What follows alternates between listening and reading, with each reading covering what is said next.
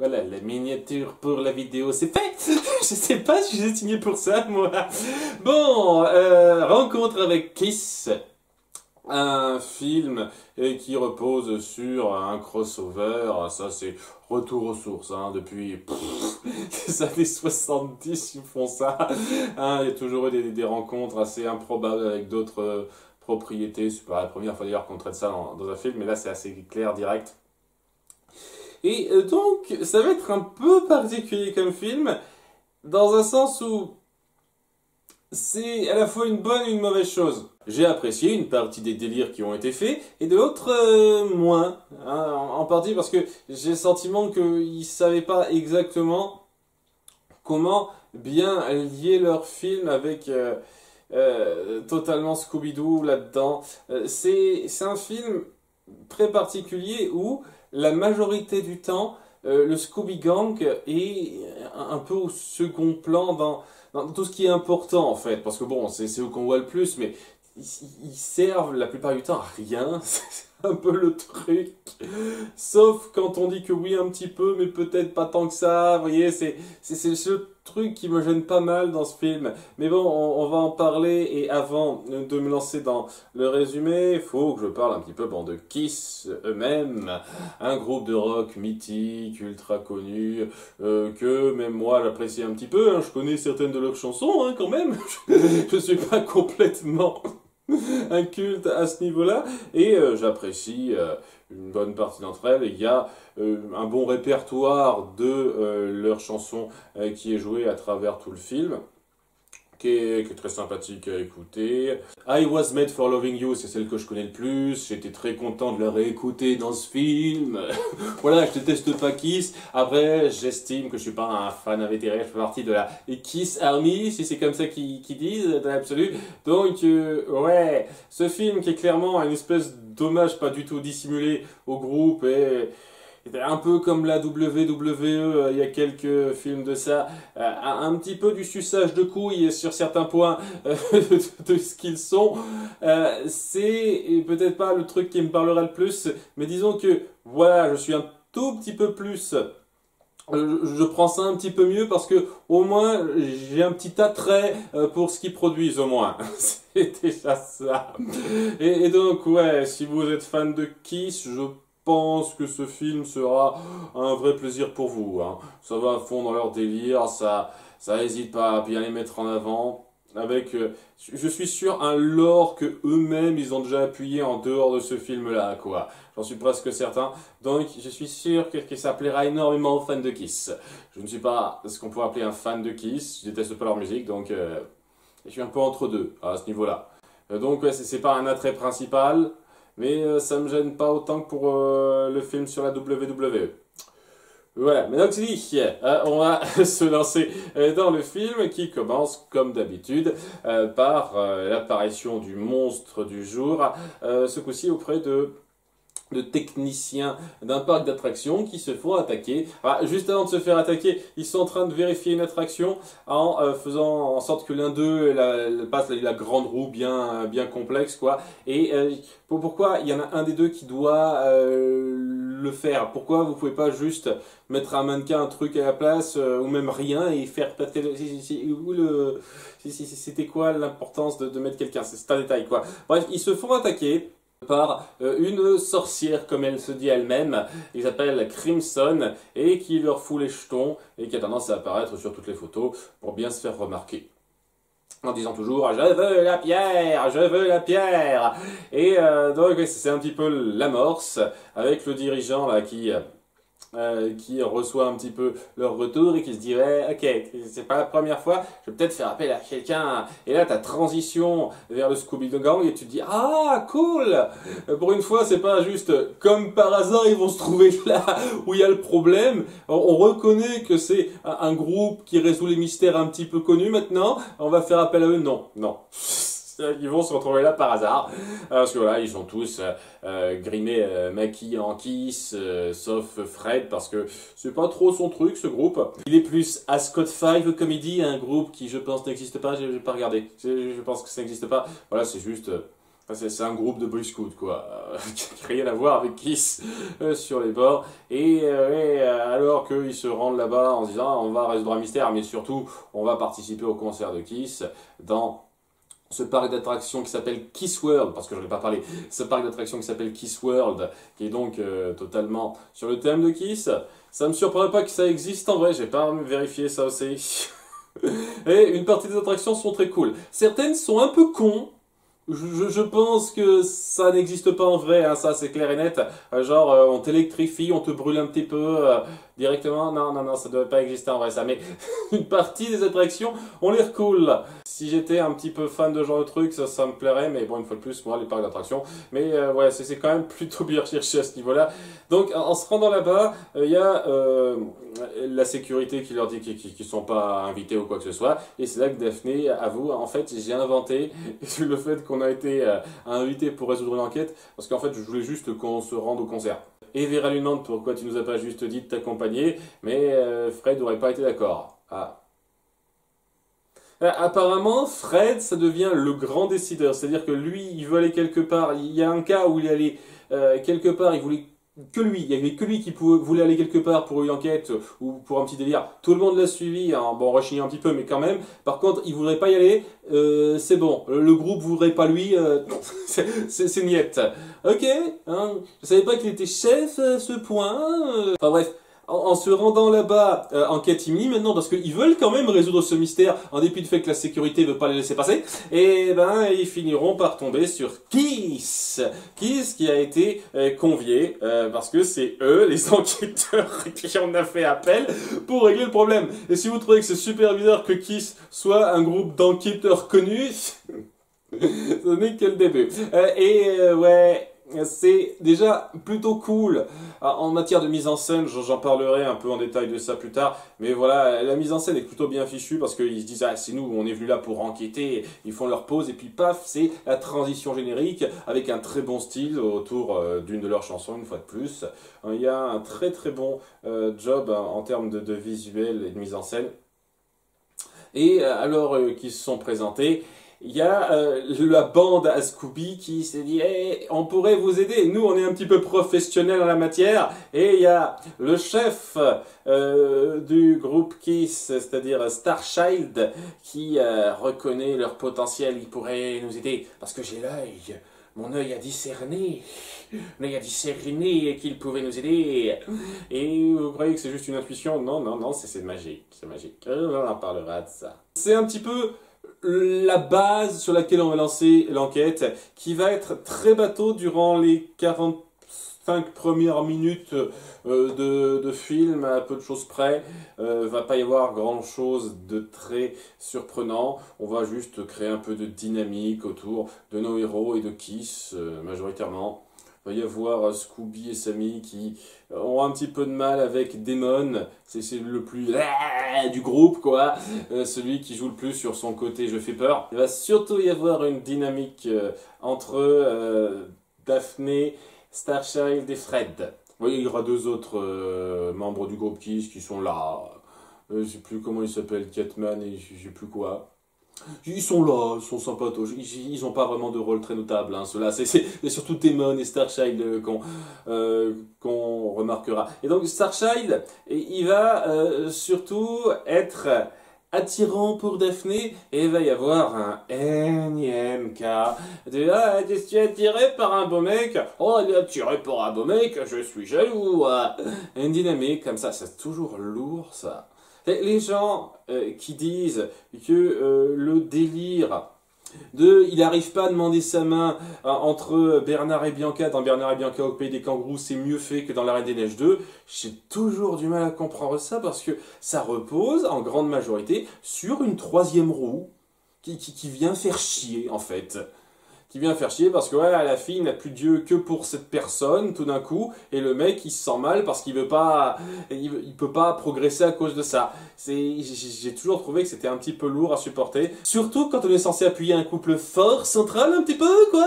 C'est censé être très très ancré Daphné et Fred, mais non, il faut qu'on crée davantage de délire autour de ça. C'était chiant dans quasiment tous les films qui mettaient ça en avant. C'était chiant dans Bernard et Bianca au pays des kangourous. C'est chiant de faire ça, en fait.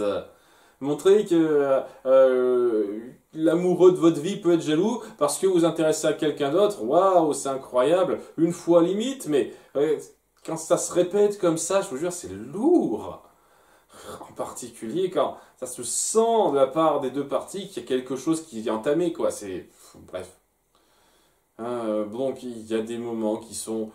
Si on les voit vraiment intrinsèquement, pas les pires qui soient, genre lorsque Fred essaye de masquer Starchild dans une photo qu'il prend avec Daphné, et ben Starchild se venge en faisant un tableau très rapidement, il est super doué, hein, il peut peindre un tableau en 2 minutes, où il fait la même chose que lui, mais en dessinant ça, parce que c'est un petit peu marrant.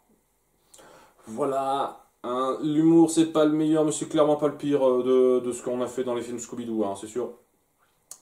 Et cette dynamique globale, elle passera à moitié pour moi. Ça aide surtout à un peu mettre en avant que Kiss, c'est trop fort, quoi. Ils sont trop doués, tout et tout. Et...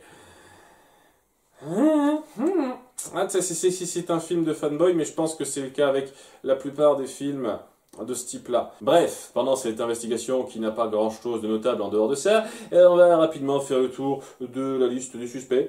Alors déjà, il y a la responsable de la sécurité qui s'appelle Delilah Domino, qui tient absolument que seulement elle se charge de la chose.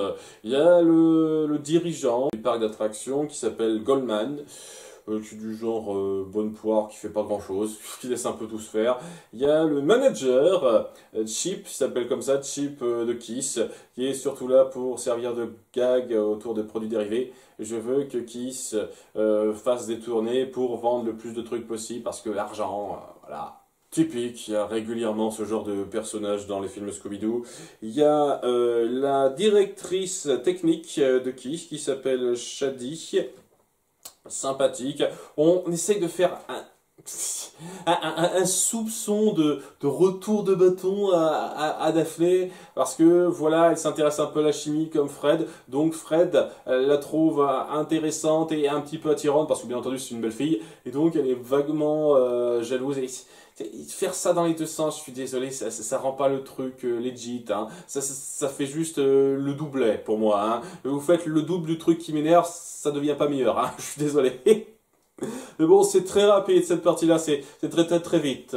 Et après ça, il reste donc la voyante qui s'appelle Shikara, qui est du genre... C'est le même modèle que le vieux taré qui prévient « Attention, la prophétie, le monstre qui surgit d'avant, tout ça, tout ça. » Et bon, je vais me pencher un petit peu sur sur celle-là, puisque elle prévient hein, ces étrangers n'arrangeront pas les choses, ils vont aider la sorcière Crimson à atteindre ce qu'elle veut, ce qui dans un sens, c'est plus ou moins vrai quand on voit la suite. Mais bon, il y a Vera et je sais plus lequel des autres Kiss qui vient la voir pour poser quelques questions. Et c'est là qu'elle raconte la légende de Kissteria. Parce qu'il existe un monde parallèle au nôtre, où les pouvoirs du rock à puissance surtout, et grâce au pouvoir du rock, ils se sont créés des amulettes magiques qui permettent d'être super puissants, et ils ont aussi scellé un grand méchant qui s'appelle le Destructeur dans un volcan, grâce à la puissance de rock, et leurs champions qui ont été créés par rapport à ça sont venus sur Terre, et ces champions, c'est Kiss. Et évidemment, Vera se dit, oui, bien sûr, ma grande, Et elle raconte aussi que, grâce à leurs actes théoriques pour avoir scellé ce grand méchant dans un volcan, ils ont reçu un diamant noir brillant, qui s'appelle stupidement la pierre de Kissteria, qui est donc l'objet qui permet de garder enfermé le grand méchant. Et donc c'est ce que veut Crimson, parce qu'elle veut libérer le grand méchant à détruire le monde, parce que c'est une méchante sorcière, voilà. Et donc, on a un petit peu mis le détail sur cette légende-là, évidemment, Vera va pas y croire. Et en dépit du fait que des 2 fois où Sammy et Scooby vont être attaqués parce qu'il y a que eux qui sont attaqués, évidemment, ils verront des trucs magiques bien chelous, quoi. Mais bien chelous, quoi. Genre la méchante qui vole, qui peut faire des trucs de fumée, etc. Mais surtout qui ranime des objets à la vie pour les attaquer. Ça se fait pas simplement, ce genre de truc. Mais il y a Vera qui dit qu'il doit y avoir une explication logique à ça. Et après plusieurs scènes où on tourne pas mal en rond, hein, parce que ça se sent que ce film aurait pu être plus court, on finit par lancer l'idée de prévoir un piège en utilisant le fameux diamant noir afin d'attirer la sorcière. Évidemment, avec Sammy et Scooby on n'a pas, on la tire, elle attaque, on la met dans un filet, et on se dit c'est bon, on l'a capturé, seulement à ce moment-là tu te dis c'est bizarre, il reste une demi-heure de film, hein, donc il y a un truc qui cloche. Et lorsqu'il retire le masque de cette femme, et ben en fait il voit une espèce de visage ultra vieux et décrépit. Ah non, c'est pas ce à quoi on s'attendait. Ce qui donne l'impression que c'est une vraie sorcière. Que c'est pas quelqu'un de la liste suspect, et qu'il y a vraiment de la magie. Et ça semble se confirmer lorsqu'elle crée une brèche dans l'espace-temps qui attire tout le monde vers une autre dimension. Enfin, au début, il y a Kiss qui les retiennent, parce que, voilà, ils sont super forts. Je vais en parler de ça. Mais... voilà quoi, elle crée cette brèche vers une autre dimension, il y a Sammy et Scooby qui sont attirés avec le cristal, et il y a Kiss qui a des pouvoirs magiques et qui dit ouais, ils seront tournés dans notre dimension pour libérer le grand méchant, il faut qu'on les poursuive. Et c'est là que ça devient délirium total de film, parce que ça part du concept que ouais, c'est magique, hein, et c'est surtout magique ta mère à fond, hein, on va se lâcher, hein. Donc ouais, il y a ce portail qui mène vers d'autres dimensions, ils ont leur vaisseau guitare géante, ils foncent à travers le passage en attaquant la grande méchante, et ils retournent dans leur monde, ils discutent avec leurs sages, leurs anciens qui disent le pouvoir du rock, vous devez vous unir, etc. Vous devez vous battre avec le groupe de Sammy et Scooby, ensemble vous arriverez à le battre. Et donc ils disent ouais, on va foncer à l'assaut de la sorcière qui a maintenant le cristal pour l'empêcher de libérer les grands méchants. Seulement ouais, elle ramène des gargouilles à la vie pour attaquer un peu tout le monde, et il y a une bonne partie du groupe qui doit rester en arrière pour protéger Sammy, Scooby et le groupe.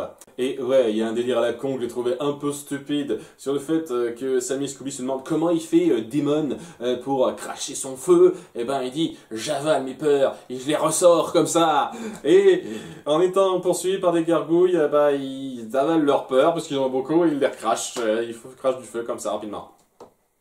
Ce sera justifié par la suite, dans un sens, hein, je garde ça en tête, mais ouais, dans tout ce délire, il y a une réplique de Vera qui m'a fait vraiment marrer. Comment vous avez acquis vos super pouvoirs? Grâce au rock and roll, sur Kissteria, presque tout marche grâce au rock. Faudrait que je me trouve des amis qui ont des centres d'intérêt normaux.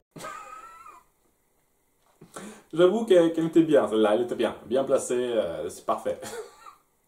Mais le truc avec ça, c'est que quand on s'y penche, on a beau dire ce qu'on veut, on n'arrête pas de dire ouais, il pourrait nous aider à résoudre le mystère, le Scooby Gang, tout ça. C'est des faire-valoir qui sont là juste pour observer ce qui se passe, quoi. En fait, c'est plus un poids qu'autre chose, parce que s'ils n'avaient pas été là, et si une partie du groupe de Kiss n'était pas restée pour les protéger, ils auraient tous combattu la méchante en même temps,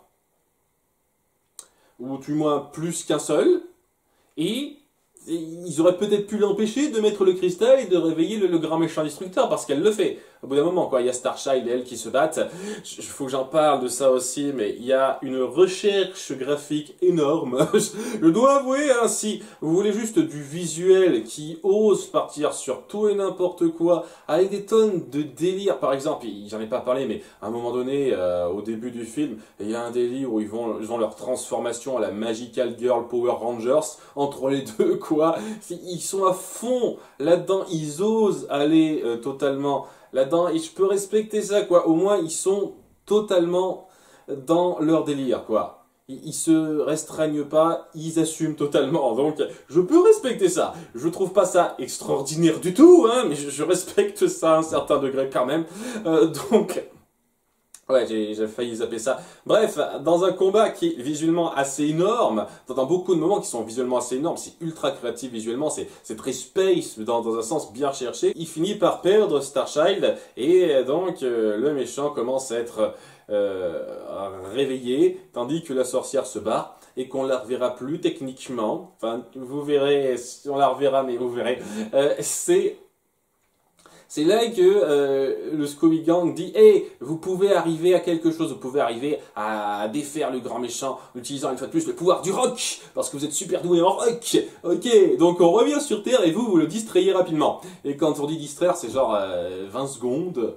Ils en font des caisses sur on vous donne une bécane pour aller dans l'espace et nous suivre un peu après, mais qu'est-ce qu'ils ont fait? Ils ont parlé avec le méchant, c'est une sorte de grosse tête, quoi. C'est Galactus, mais juste en tête. Comment il s'appelle déjà ce méchant de Marvel qui est juste une grosse tête? Bref, c'est ça en gros, c'est une fusion entre Galactus et ça.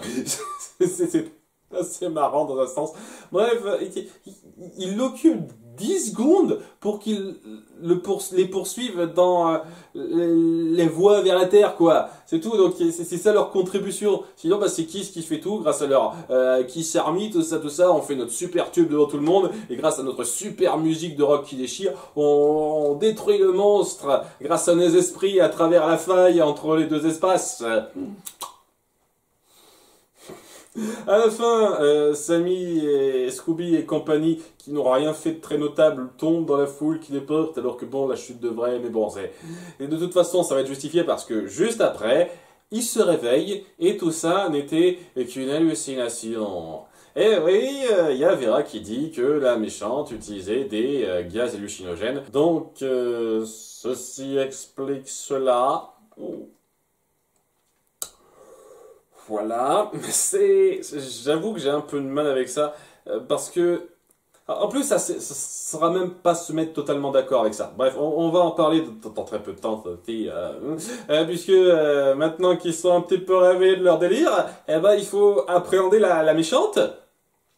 La méchante qui n'a jamais créé de trou dans l'espace pour aller à Kisteria, etc. Ce n'est pas arrivé, il faut juste la capturer. Et donc, ouais, il la confronte. Et c'est surtout Kiss, une fois de plus, qui fait une bonne partie du boulot. Genre, ils la surprennent, ils la capturent quasiment à eux seuls, quoi. Et il y a juste Fred qui a compris 2-3 trucs avec Vera, mais sinon... la méchante est capturée. Il se trouve que c'est Delilah, dont j'ai à peine parlé parce qu'elle n'était pas très notable. La seule chose que j'ai remarqué, c'est que c'était évident que c'était elle parce que c'est exactement la même putain de voix. Sortez tout de suite de ce casier. Donnez-moi la pierre! Vous êtes pas trop fait chier, ça s'est entendu. Donc, ouais, c'est pas une grande surprise si on partait du principe qu'il y avait un grand méchant sous un masque. C'était une surprise lorsque vous aviez dit, bah en fait, il n'y avait pas de méchants parmi les suspects, c'était genre une vraie sorcière, etc. Mais non, ou pas. On va en parler dans pas longtemps, parce que bon, ses motivations c'était super basique, hein. Elle voulait le cristal pour le fric. Voilà, j'aurais pu y arriver sans vous, bande de founeurs, au revoir. Et ça c'est fait, merci, hein. C'est pas très intéressant, hein. C'est pas le but premier de montrer un méchant intéressant cette histoire, hein. Et ouais, alors que tout semble réglé, il y a les deux groupes qui se disent au revoir entre eux. Il y a Scooby qui lèche Damon qui lèche Scooby.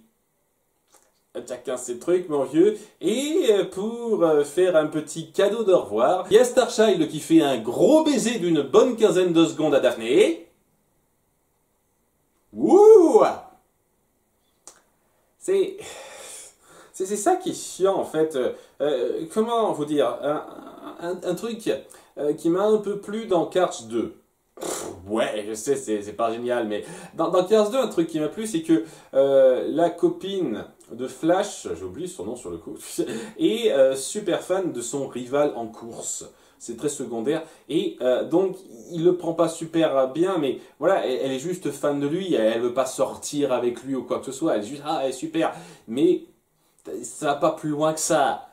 Le fait d'être fan de quelqu'un, ça veut pas dire « Waouh, ça me dérange pas qu'il m'embrasse pendant 15 secondes devant le mec que je suis censé aimer, quoi. » Ça me pose un petit peu un problème, vous voyez. Et après, elle dit, ah, c'est pas grave, chérie, elle lui fait un petit baiser rapide sur le coin de la lèvre, en disant, on s'en fiche de toute façon, c'était juste comme ça, ok.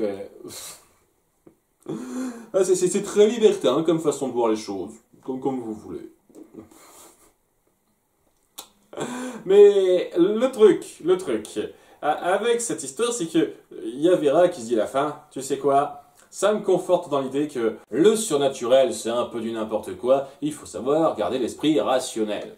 Déjà, c'est un truc qui a été pointé dans un commentaire dans une de mes dernières réacs sur Scooby-Doo, c'est-à-dire que vraiment on fait de Vera l'ultra sceptique, au stade où vraiment elle ne peut pas envisager une seule seconde que le surnaturel soit envisageable. Alors que dans certains cas, elle a déjà vécu du surnaturel. Mais bon, on va pas trop prendre en compte l'île aux zombies, hein, on va dire que c'est à part ça. Mais surtout, lorsque Sammy et Scooby se retournent, ils voient que Kiss ont réellement des pouvoirs magiques. Et que leur cristal appartient réellement à Kisteria. Et ils comptent le ramener là-bas, même si techniquement, ça sert plus à rien en fait, hein, ils font ce qu'ils veulent. Et ils se disent, ouais, on va pas dire aux autres ce qui se passe, ils sont encore trop tôt pour eux. Attendez, quoi, ça s'est vraiment passé donc votre délire de 20 minutes à Kisteria? Alors pourquoi la sorcière Crimson, c'est devenu une espèce de grande méchante lambda qui a volé juste pour du fric comme ça rapidement? Je piche pas. C'est pas très raccord en fait avec la résolution que vous venez de montrer. C'est pas logique. C'est le genre de truc qui m'agace un petit peu, dans le sens où vous avez cru que c'était surnaturel, en fait non, mais en fait oui. Seulement le en fait oui, c'est pas réfléchi. Tu te dis, tout d'un coup, la magie réexiste, mais on ne prend pas en compte les éléments qu'on a mis en place pour justifier que, sans doute, ça n'existait pas juste avant, en fait. Histoire de dire, regardez, qui ici sont trop forts, ils volent, telle une étoile filante vers une autre dimension, parce que ce sont des super-héros. Et on termine, une fois de plus, sur leur chanson.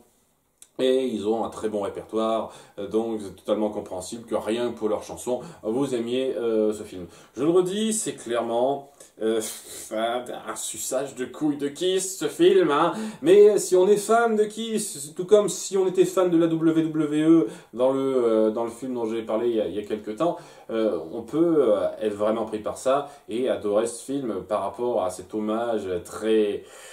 pas subtil, mais quand même très sincère qu'on veut rendre, quoi. Donc, ok, super. J'aurais plus apprécié ce film si vous aviez été fidèle à votre délire, déjà. Si vraiment vous aviez fait en sorte que, sans équivoque, Kiss soit un groupe magique et qu'il y ait un conflit magique et qu'on dise pas en fait non, mais en fait si, voyez. J'aurais plus apprécié ça, et j'aurais plus apprécié que le Scooby Gang serve davantage à quelque chose.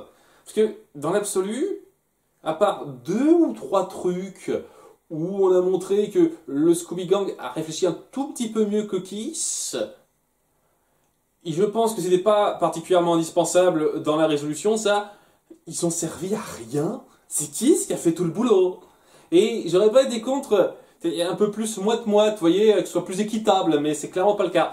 Et c'est particulièrement gênant quand on appuie bien que Starchild dit « Ah, mon œil perçoit leur importance dans le scénario », alors qu'en fait non. C'est le problème principal que j'ai avec ce film, qui est très généreux, je le redis, dans sa mise en scène visuelle, ça en fait des caisses, c'est fun à plusieurs moments à voir pour ça. Donc c'est un gros point bonus. Les membres de Kiss que vous mettez en place et que vous avez rajeunis pour l'occasion, parce que je pense qu'ils sont un peu plus vieux que ça, même en 2015, hein, ils ne devaient pas être si jeunes et fringants que ça à cette époque. Ils étaient sympathiques, hein, ils avaient de bonnes personnalités, ça passait bien. C'est un film qui sait être fun à plusieurs moments. Et donc ça arrive à compenser pas mal des soucis que j'ai dans les soucis d'écriture en fait, parce que voilà, c'est pas super bien amené et il y a des trucs qui sont pas bien gérés. Ce qui fait que, ouais, je salue vraiment la qualité de mise en scène. Je salue vraiment le cœur qu'il y a dans ce film parce qu'on sent que c'est pas juste un film fait comme ça la vite. Il y avait vraiment tout un délire auquel on s'est majoritairement accroché. Pas jusqu'à la fin, dommage. Ça aurait pu donner un peu de points bonus, ça. Donc, je sais apprécier ça. C'est un petit peu compensé par les problèmes, mais je pense que c'est davantage positif que négatif, hein. Ça vaut le coup, j'ai passé un moment agréable en voyant ce film. Donc, je sais pas. J'ai envie de dire que ça vaut un 11 sur 20, 11,5. 11,5 sur 20, je vais être généreux, 11,5 sur 20. Pour le côté très fun, assumé, qui a été bien rendu à plusieurs moments. Ça aurait été mieux avec quelque chose de mieux réfléchi, comme je dis. Mais bon, là, je ratote. C'est un film qui vaut un petit peu le coup, surtout si vous êtes fan de Kiss. Je pense que si j'avais été fan de Kiss, il y aurait eu des points bonus pour ça, hein. Je déteste pas Kiss, mais je suis pas ultra fan, donc j'étais assez neutre à ce niveau-là. Et voilà, donc le suivant, ce sera le second film sur la WWE. Ah, j'ai hâte, j'ai vraiment hâte. À très bientôt, bye.